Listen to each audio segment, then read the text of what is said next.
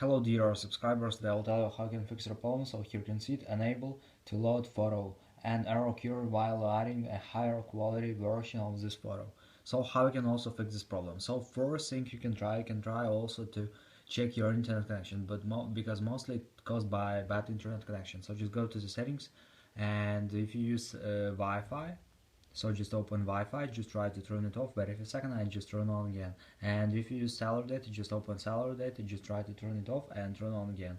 Also you can try to turn on airplane mode, wait a second and just turn it off.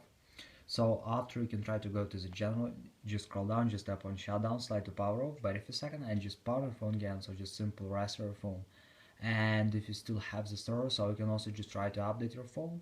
So just go to the general, in the general just open software update, and if you see here available update, just tap on download and install and wait until it was successful installs latest updates for your iPhone. So thanks for watching, have a nice day, subscribe to my channel, click like and bye.